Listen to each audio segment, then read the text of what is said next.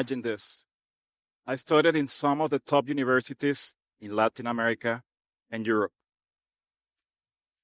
And I just finished working for the G24 in one of the most important diplomatic capitals worldwide, Washington, D.C. I thought I could easily find another job. But no, all of the job opportunities required a master's or a doctorate. I had to leave to pursue a graduate degree. I was excited. I was curious. But if I'm being honest, I was nervous. I was overwhelmed. I packed up everything. I moved to a small college town in the middle of the US. I remember looking around and thinking, where are all the buildings? Why is everyone smiling and waving at me? In 2004, I landed in Stillwater, Oklahoma. And wow, what a change. I met some of the nicest people you could ever imagine. I made great friendships. And somehow, this place quickly became my home. I was learning international business by day, American culture by night. I was trying to figure out what to do after grad college.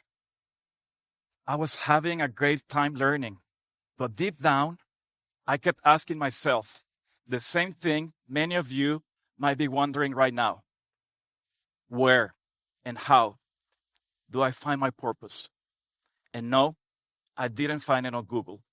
I did check.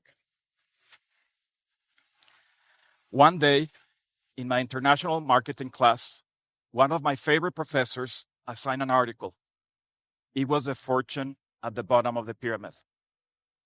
Reading that article completely changed how I saw business, how I saw the world, showing that poor aren't just people in need, but a huge community full of ideas, talent, and opportunity.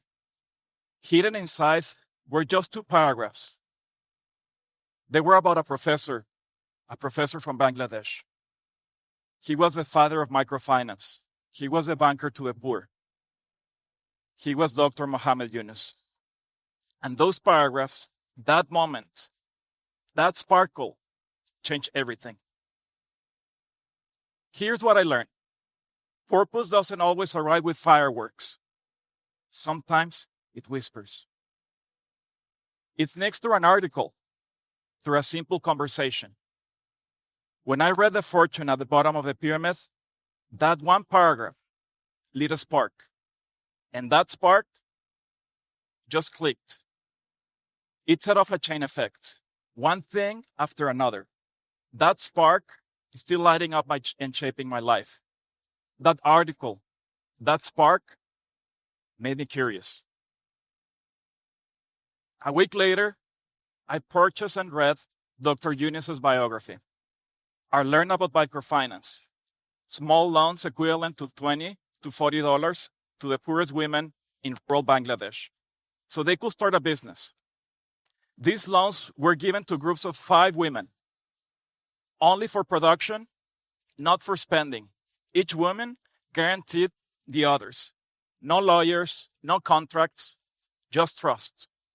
This simple idea allowed the bank to keep very high repayment rates. Small loans, simple methods, but a life-changing innovation in one of the poorest countries in Asia back then, in early 2000s.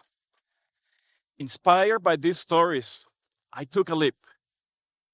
I emailed the Grameen Bank asking for a summer research opportunity. I waited and waited. There was no answer. Weeks passed, months passed, and then one day I finally received a reply. It was an invitation to join them for an unpaid summer position. My next challenge was figuring out how to pay for all travel expenses. I saved money and applied for every scholarship I could find. My parents gave me their blessing and some financial help. But my grandmother, this was a whole different mission. It took several conversations. She was worried, the kind of worry only a grandma could have. What if you get lost? What if you don't like the food? What if you get sick? I remember her telling me, Jose Alfredo, she always used my full name, Bangladesh is too far. There is a war in the Middle East. There was just a tsunami last year. It could be dangerous. I don't think now is the right time to go. My grandma had cancer. She didn't want me to be far away from her. After many talks, and with the help from my family and friends, I finally got her blessing to travel to Bangladesh. That summer, 20 years ago, completely changed me. I spent 3 months traveling within the capital, Dhaka, and all the villages. Everywhere I went, I met wonderful people. I interviewed women who had used Grameen Bank microloans to buy a chicken, to buy a cow, even a cell phone to rent it by the minute. With the money they earned, they repaid the loans week after week. And then they could feed their families and send their kids to school. These women were heroes. They were raising families. They were lifting villages. They were lifting Bangladesh. Dozens of Bangladeshis guided me along the way, teaching me basic Bangla. My favorite place was Abni Kemona Chen, Kono Shamoshanai. They were welcoming to their homes, serving delicious meals, and showing me how to eat with my right hand without burning my fingerprint. Some were wealthy, but many had so little that feeding their families even once or twice a day was a struggle. I even had the chance to work with a future Nobel Peace Prize winner, a year before most of the world recognized him. I like to think that Dr. Yunus and his team let me tag along because of my work ethic, because of my passion to service, and my willingness to serve and learn. But out of all of those encounters, one memory has stayed special in my heart. He was a boy without a home in Dhaka, the capital. He was maybe 10 or 11 years old, the same age as my son Nico. I passed him and his friends every day near the hotel. They had almost nothing, yet their joy filled the entire street. One day, after giving them high fives, I started playing with this boy. I tossed him gently into the air. He smiled. He laughed. And soon, all of his friends were lining up. They were taking turns. After a few minutes and multiple rounds, I was exhausted. But it was worth it. It became our daily game. Those moments were brief, yet unforgettable. I focused on their smiles, their laughter. I never asked their names. Even today, I regret not knowing his name.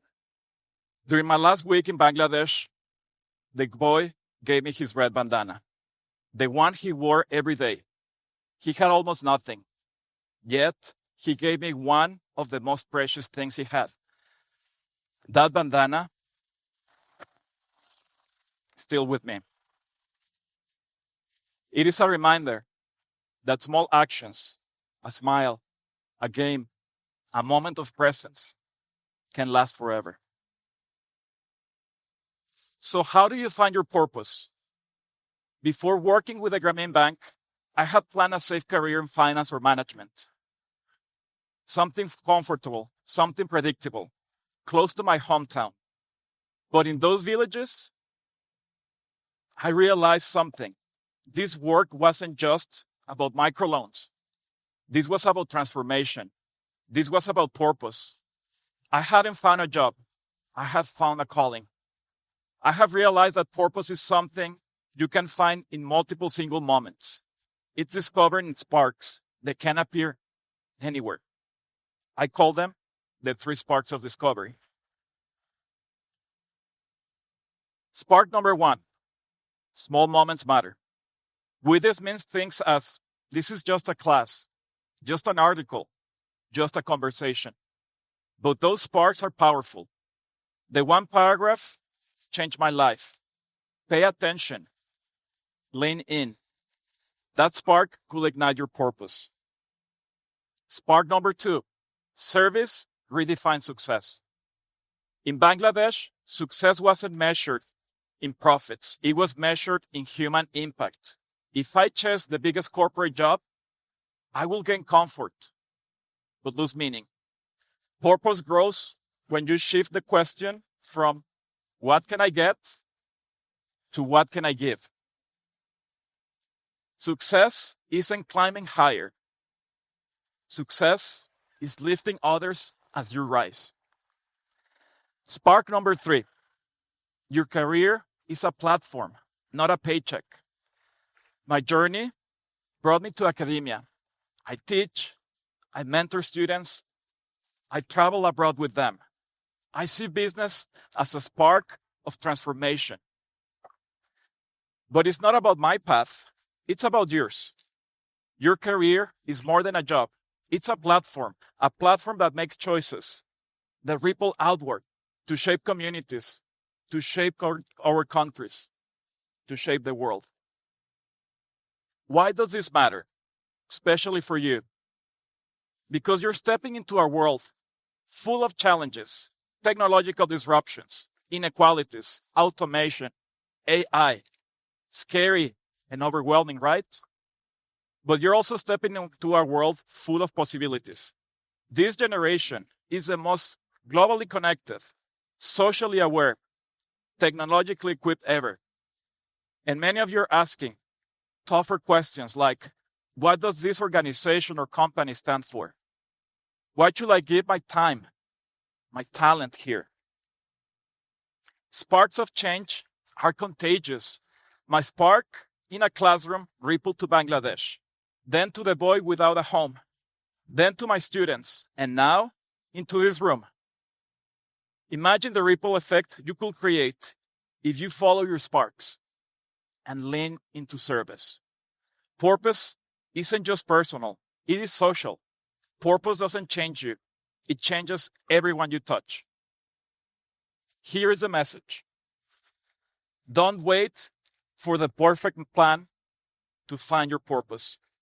It is not hiding in a faraway place. It's right here, in the sparks of everyday life.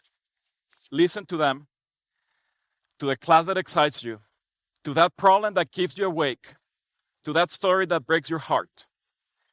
That's the journey calling you out. Pay attention. This could be your spark. That article changed my life. One research opportunity with Dr. Yunus redirected my career. One spark ignited my purpose. And now I ask you, what will be your spark? Your actions can ignite transformation.